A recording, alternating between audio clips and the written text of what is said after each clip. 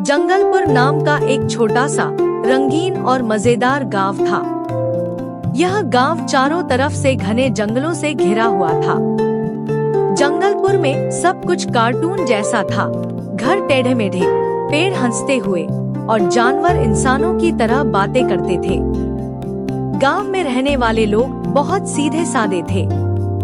बच्चों की टोली हर दिन स्कूल के बाद जंगल के किनारे खेला करती थी। इन बच्चों में सबसे मशहूर थे मोटू, छोटू, पिंकी और गोलू। रहस्यमयी चेतावनी। जंगल के बीचों बीच एक बहुत पुराना और डरावना पेड़ था, जिसे सब बोलता पेड़ कहते थे। कहा जाता था कि रात के समय वह पेड़ खुद ब खुद बोलता है। गांव के बड़े लोग बच्चों को सख्त हिदायत देते थे, उस पेड़ के पास मत जाना वरना मुसीबत में फंस जाओगे। लेकिन कार्टून कहानियों में बच्चे चेतावनी कहाँ मानते हैं। शरारत की शुरुआत। एक दिन मोटू ने हंसते हुए कहा, अगर पेड़ सच में बोलता है तो मैं उससे दोस्ती करूंगा। पिंकी डरते हुए बोली, अरे पागल हो क्या, वो भूतिया पेड़ है। छोटू ने चश्मा ठीक करते हुए कहा, मुझे लगता है ये सब अफवाह है। गोलू तो पहले ही तैयार था, चलो ना आज सच पता चल।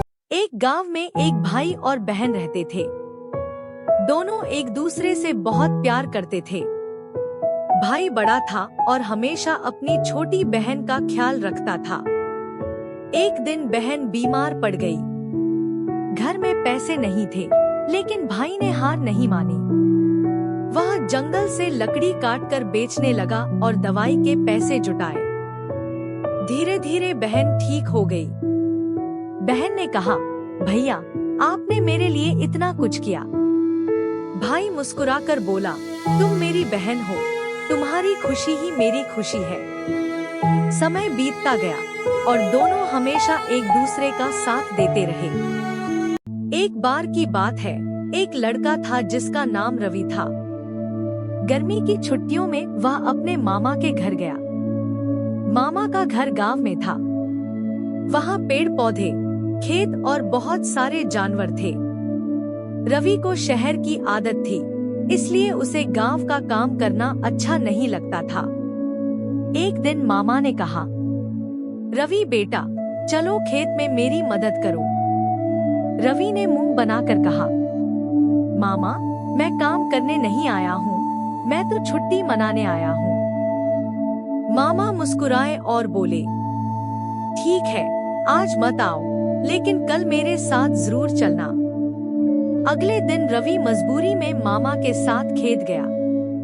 वहाँ उसने देखा कि मामा धूप में मेहनत कर रहे हैं।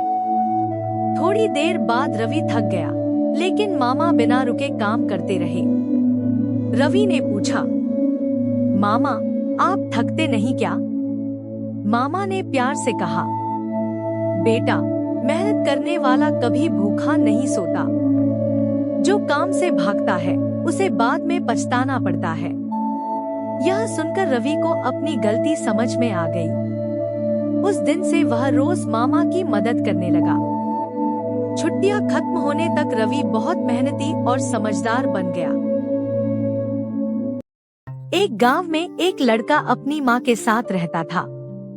लड़का बहुत आलसी था। वह कोई काम नहीं करता था, बस खेलता रहता और मोबाइल चलाता रहता। माँ रोज कहती, बेटा थोड़ा घर का काम भी कर लिया करो, काम करने से इंसान मजबूत बनता है। लेकिन लड़का कभी नहीं मानता था। एक दिन माँ बीमार पड़ गई।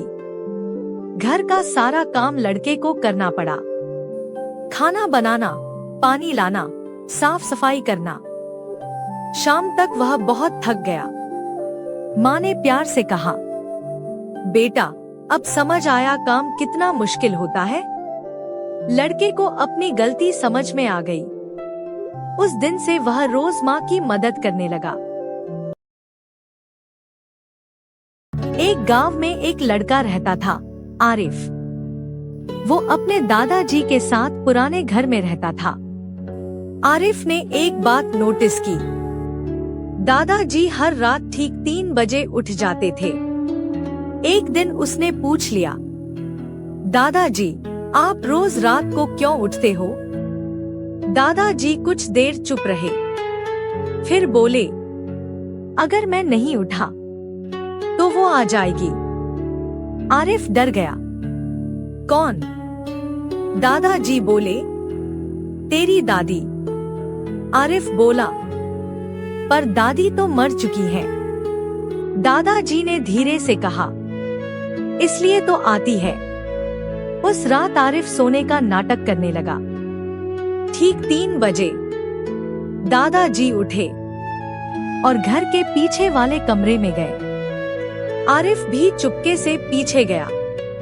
कमरे में एक पुरानी कुर्सी थी और दादाजी उसके सामने खड़े थे।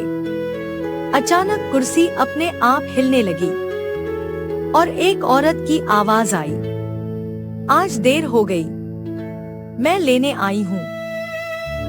दादाजी बोले, अभी नहीं, पोता छोटा है। आरिफ डर के मारे भाग गया।